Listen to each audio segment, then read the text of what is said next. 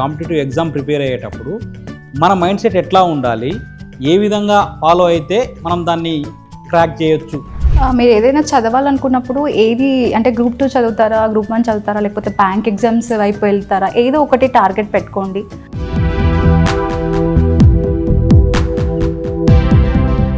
ఇది ఇలానే మెయింటైన్ చేయాలి అన్నట్టు.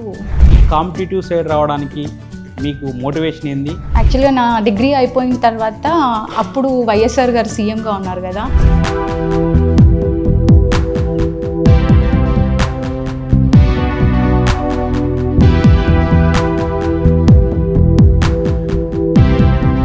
సో ఇట్లా నాకు కాన్ఫిడెన్స్ అస్సలు లేదనమాట. సో అక్కడ అంబియన్స్ కూడా నా మైండ్ సెట్కి సెట్ అయ్యేలాగా లేదు. మొదటగా మీరు ఈ కాంపిటేటివ్ వరల్డ్లోకి వచ్చిన తర్వాత నాకు దగ్గరగా ఉన్న ఫ్రెండ్స్కి గ్రూప్ 2 సెలెక్ట్ అయ్యారు. సో వాళ్ళు చెప్పినప్పుడు నేను కూడా ఎందుకు గ్రూప్ 2 ట్రై చేయకూడదు అన్నట్టు అనిపించింది సార్. నేను గ్రూప్ 2 టార్గెట్ పెట్టుకున్నా. ఆ తర్వాత నెక్స్ట్ వచ్చే ఏ గ్రూప్ 2లోనైనా నేను ఉండాలి అన్నట్టు గ్రూప్ 2కే ప్రిపేర్ అయినా. First job Panchayat secretary sir. Next మరి ఆ ఎగ్జామ్ తర్వాత నెక్స్ట్ ఇంకే ఎగ్జామ్ రాసింది? తర్వాత ఫారెస్ట్ బీట్ ఆఫీసర్ అని ఒక నోటిఫికేషన్ వచ్చింది, అందులో నేను సెలెక్ట్ అయ్యాను. బట్ అప్పటికే గ్రూప్ 4 నోటిఫికేషన్ కూడా వచ్చి ఉండే.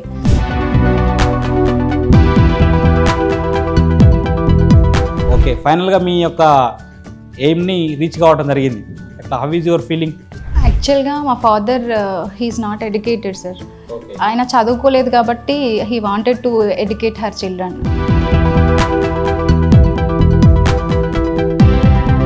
అంటే ఆయన మెయిన్ మోటో ఒకటి sir, women should be always financial ఇండిపెండెంట్గా ఉండాలి. గవర్నమెంట్ జాబ్ అనేది ఒక డ్రీమ్, అందులో నేను గ్రూప్ 2 టార్గెట్ పెట్టుకున్నా, అది టార్గెట్ రీచ్ అయినా కాబట్టి. మహిళలు అంటే మ్యారేజ్ అయిన తర్వాత కూడా ఇతర అన్ని బాధ్యతలు నెరవేరుస్తూ ఎట్లా ప్రిపేర్ కావాలి, ఎట్లా విజయం సాధించవచ్చు? యాక్చువల్లీ నా మ్యారేజ్ అయ్యేంత వరకు నాకంటూ ఒక గోల్ ఏం లేదు సార్.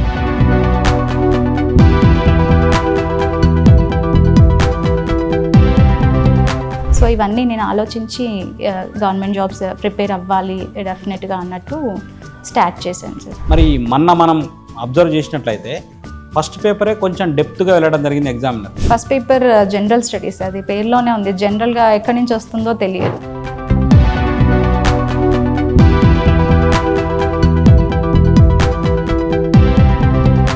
అది చదవాలి, కాకపోతే ఎక్కువ అవసరం లేదు. ఏం చదవాలో అది చదివితే సరిపోతుంది. మూమెంట్ సంబంధించిన ప్రిపరేషన్ విధానం ఎట్లా ఉండాలి, ఎందుకంటే మనకు టాప్ ర్యాంక్స్ సాధించడానికి మూమెంట్ స్కోర్ కూడా ఖచ్చితంగా అవసరం. యాక్చువల్గా ఫస్ట్ నుంచి కూడా తెలంగాణ మూమెంట్ ఎట్లా అంటే సార్, లైక్ సినిమా డైలాగ్ లాగా అదే నా బలం అనుకున్నా సార్. బట్ లాస్ట్ మూమెంట్కి వచ్చేసరికి ఎగ్జామ్ పాయింట్ ఆఫ్ వ్యూ అది కొంచెం నాకు బలహీనతగా కూడా మారిందనమాట.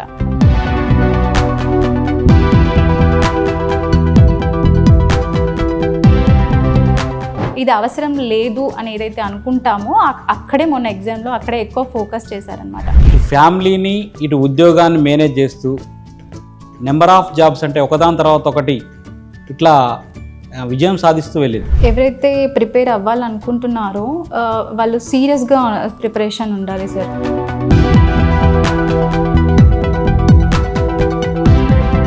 అంటే ఏదో 4 రోజులు చదివామా, తర్వాత మళ్ళీ పక్కన పడేసామా, మళ్ళీ ఎప్పుడో మనకు చదవాలనిపించినప్పుడు చదివితే ఇలా అయితే ఉద్యోగాలు రావు సార్.